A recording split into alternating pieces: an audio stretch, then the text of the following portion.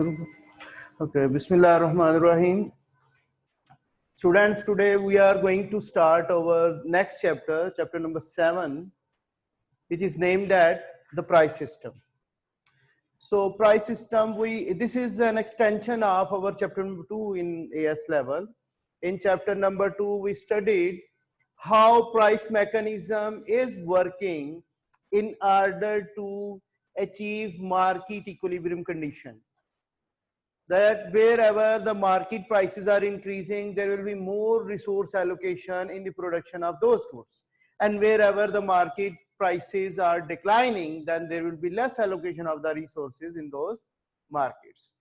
So actually we say in case of the market mechanism, we have the two market forces. One is called demand, which shows the consumers in the market, their behavior. Another is the supply. So in case of the price system, we have two market forces in the market. One is the demand, which is representing the consumers in the market, whereas the supply is representing the producers in the market. And where both are equated, this could be the equilibrium of the market. Whatever goods are quantities are demanded by the consumers in the market, that will be supplied by the producers at this market equilibrium price. So this is what the price mechanism works. We studied it in our AS level in chapter number 2. Right now I am going to tell you why demand curve slopes downward. Demand curve is downward sloping. So why it slopes downward? What is the phenomena which is working behind this downward sloping demand curve? That can be analyzed in the form of the consumer behavior. Why demand curve slopes downward? There are something which is analyzed by studying the consumer behavior in the market mechanism. Now, why the supply curve is said to be upward sloping? It is positively sloped. So why supply is upward sloping whereas demand is downward sloping? This will show us the producer behavior, how producers are behaving in the market mechanism. So what will be the background of the demand curve? Why demand slopes downward? What is the background of this demand? And why supply slopes upward? What will be the background of this upward sloping demand curves? So in the background, we will be studying the consumer behavior in case of the demand, and in the background of supply we will be studying the producer behavior, how producers will be behaving in the market. Understand?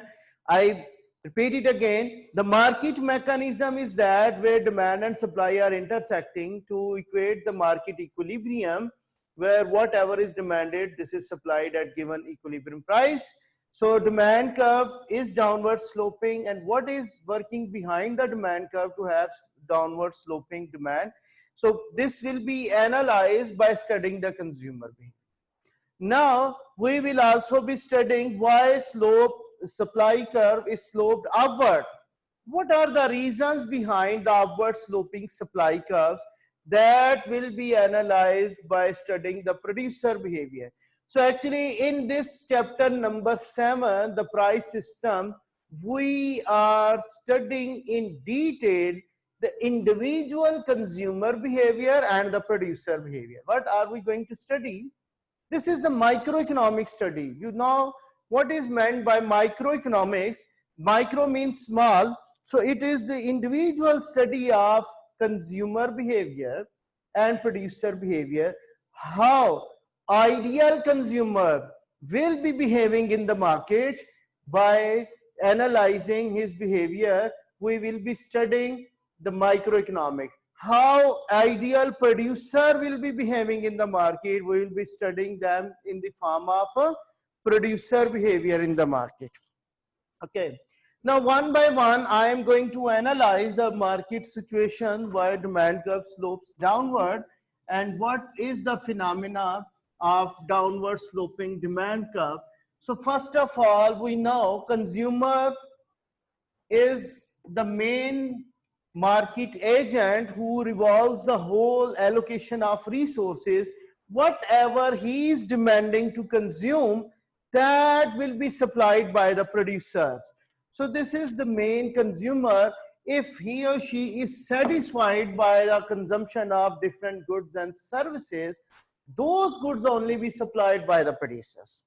So what are the main objectives or aims of the consumer? What are the aims of the consumers or consumer aims? So the first aim is to maximize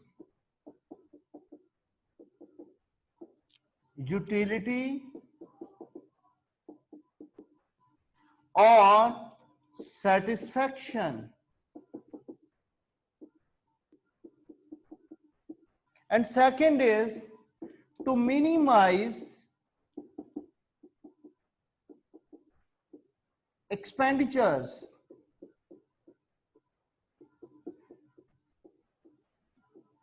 Okay, so his first aim to maximize the utility. Utility means satisfaction. You can also observe it whenever you are consuming something. What you are deriving from the consumption of that commodity, you are getting happiness, you are getting satisfaction, you are getting inner pleasure by consuming a commodity. So that inner pleasure is given a name of utility or satisfaction in the study of microeconomics. So whenever consumer is consuming anything, suppose you are consuming a glass of water, you are consuming mutton plow or anything, whatever you are going to consume it, you are actually getting what? Satisfaction. That is called utility or inner pleasure that is attained by the consumer. Now, what is the other aim of the consumer? His aim is to minimize his expenditures.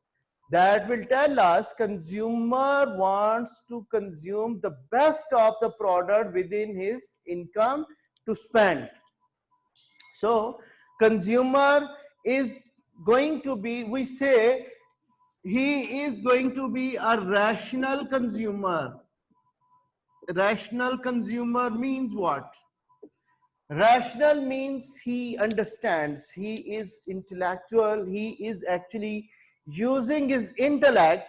What are the best commodities he is going to consume, and he will be getting the best value of money spent on the goods. He is going to maximize his utility by spending less amount of his income. So he is actually maximizing the best returns of the money he is going to spend. This is what the rational consumers. Most of the time when consumers are not showing the rational behavior in the market, they are persuaded by the producers' advertisements to their irrational behavior. Irrational behavior of the consumer will make the producers to maximize their profits by advertisement or marketing the products in such a way, in a fascinating way, which will not be allowing the consumer to have rational attitude in the market.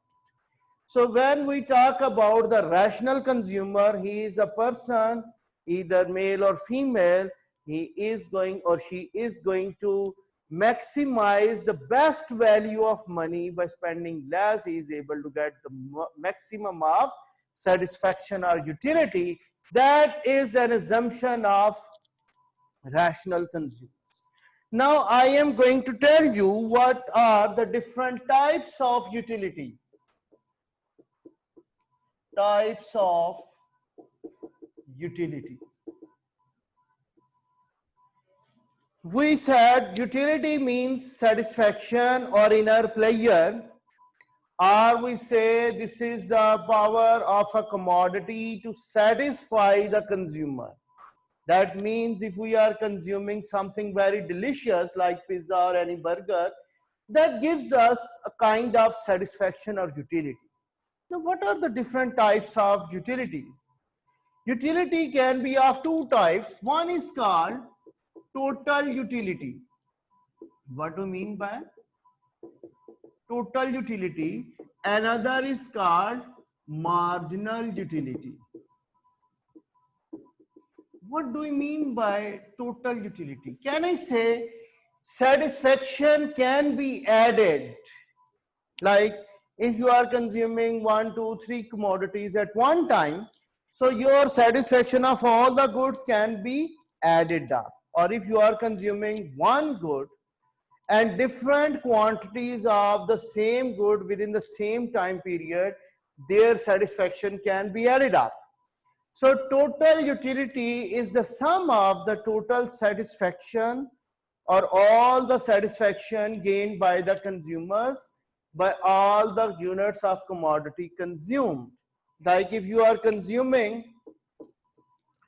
like I say, quantity, if you are consuming first glass of water, you are getting 10 joules of utility. If you are getting second glass of water to drink, you are getting total utility 18. So we say the first unit gave you utility of 10, but the second unit gave you the utility of 8 joules. So if you add them up, the first unit of water glass gives you 10 joules of utility, whereas the second glass of water gives you 8 joules of utility. So if you add them up, you will get the total utility of the two glasses consumed, that will be 18. So utilities can be added up for each unit consumed. So this is what I use to denote this concept as a marginal utility. Marginal utility means, marginal means extra or additional. What is the meaning of marginal? Marginal means additional. If consumer consumes an extra unit, how much his total utility will be changed? What will be the change in total utility due to an extra unit consumed? Can I say marginal utility can be change in total utility due to change in an additional unit consumed. So this is called the extra utility of an extra unit consumed by the consumer, that is called marginal utility. When we add the marginal utilities, we get total utility. And when we differentiate the total utility, we will get the marginal utility. They are related to each other. So total utility is increasing, but marginal utility may not be increasing, it is diminishing. We will study it in our law of diminishing marginal utility. So I said there are two main types of utility. One is called total utility, which is the sum of the utilities of all the units consumed by consumers in a given time period. Whereas marginal utility is an extra utility of any extra unit consumed by a consumer within given time period. The time period is not changing. Like 2 glasses of water, they are consumed within the same time. It does not mean you have consumed first glass of water early in the morning, then second glass of water afternoon, so the same thing will happen. It does not mean. The time period should remain same. So when we are talking about total utility, this is the total satisfaction of all the units consumed within given time period. When I talk about marginal utility, this is extra utility or additional utility gained by the consumer due to an extra unit consumed. So we say this is what the marginal utility and total utility. Now I come back to my point of the consumer behavior. How can we analyze the consumer behavior? The first assumption of our study of consumer behavior, that consumer is rational. He is having rationality in his behavior. So there are two approaches to analyze the consumer behavior. There are two approaches. One is called cardinal approach. Cardinal. The students of maths, they should be knowing what is the meaning of cardinal. And second is what? ordinal approach. Cardinal means what? Cardinal means number. What do we mean by cardinal? Number. So according to this approach of consumer behavior analysis, they postulated that utility is measurable. We can measure utility in terms of utils. Like they say, like we measure distance in terms of meters and kilometers, we measure mass of body in terms of grams and kilograms and other units of mass of a body, they can be used. And we also measure time in terms of seconds, in terms of minutes, in terms of hours, days, months, years.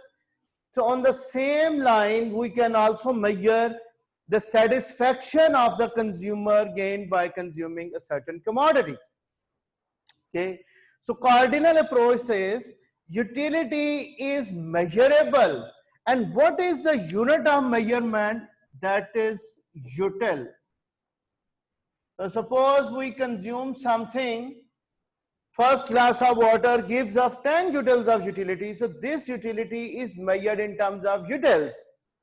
So we say according to cardinal approach, utility or satisfaction, which is an inner phenomena, it is measurable and the unit of measurement is util. Whereas ordinal approach says utility is something inner phenomena. We don't have any measuring tool inside our body to measure the satisfaction of each good in terms of numbers. So they say utility cannot be measured in terms of numbers, but we can rank the consumer preferences according to the satisfaction gained by the consumers from different goods. Suppose if I say fish gives me more satisfaction than mutton, and mutton gives me more satisfaction than chicken. So I can rank my preferences that fish is preferred over mutton and mutton is preferred over chicken, because fish gives me more utility, more satisfaction than mutton and chicken. But I can't say how much satisfaction I gain from consuming fish in terms of utils. I don't have any measuring tool inside my body which will tell me that I have gained 100 utils of utility or 200 utils of utility by consuming fish, or 150 utils of utility by consuming mutton, or 100 utils of utility by consuming chicken. I can't say with certainty, but I can say if fish gives me more satisfaction, then it is ranked first. We can rank the commodities according to ordinal approach of consumer behavior, but we cannot say how much utility can be gained by the consumer after consuming different types of goods within same time period. That is the two approaches which I say they will be used in order to analyze the consumer behavior. The first approach, that is more quantitative, it measures utility in terms of numbers, and what is the unit of measurement? That is util. But ordinal approach is not quantitative, it is rather focusing on the consumer preferences. How consumers are ranking the goods according to their preferences, and that how much satisfaction they are gaining out of different goods. Now, come towards, there can be two laws which can explain the consumer behavior by using the cardinal approach. Now, first of all, I will be explaining the two laws. So, cardinal approach, first we will be studying the cardinal approach. So, cardinal approach says utility is measurable in terms of utils. So, there are two laws they are saying. One law is called law of diminishing marginal utility. And what is the second law? Actually, we write it principle of equal marginal utility. Principle of marginal utility, or your book is saying it is also law of marginal utilities. So the cardinal approach is explaining or analyzing the consumer behavior by these two laws. One is called law of diminishing marginality. Another law is called principle of equimarginality or law of equimarginality. So these laws will be analyzed in detail in our next lecture or lesson, because they require more presentation and time will be finishing out. If I start them right now, they will not be covered in our today's lesson. So I tell you again that I started with my price system topic. This is the name of chapter number 7, and it has two things in this chapter. One is the microeconomic study of the consumer behavior, why demand curve slopes downward, and another part of this chapter will be about why supply curve slopes upward, and that will be analyzing the producer behavior. Now, what are the consumer aims? Consumer aim is to maximize utility and minimize expenditures. And rational consumer is one who is going to maximize satisfaction by spending less amount of money. So he is actually able to get the best value of his money spent. He is a rational consumer. Now, what is the meaning of utility? Utility is something which is gained or satisfaction or inner pleasure gained by consuming a commodity in a given time period. So it has two types. One is called total utility and other is called marginal utility. So total utility is the sum of the individual utilities of each unit consumed within same time period. And what is the marginal utility? That is additional utility due to an additional unit consumed. We can say the integration of marginal utility, we will get total utility. And if we differentiate in terms of mathematics, if we differentiate the total utility by the quantity consumed, every additional unit, that will give us the marginal utility. Now, cardinal approach says utility is measurable in terms of numbers, and another approach says utility cannot be measured in terms of numbers. So first approach, that is cardinal, it has two laws to explain the consumer behavior. One is law of diminishing marginal utility. Another is the law of equimarginality or principle of equimarginality. I leave my lesson here and then I will be continuing from my next lecture the law of diminishing marginality and the law of equimarginality to analyze the consumer behavior. That's all for today. You can also raise questions. There will be a question answering session right now. You can raise the questions and then we will be interacting with each other in order to answer your queries if you don't understand something, and then we will be following our next lesson from this topic, law of diminishing marginality. That's all for today. Thank you very much. See you again.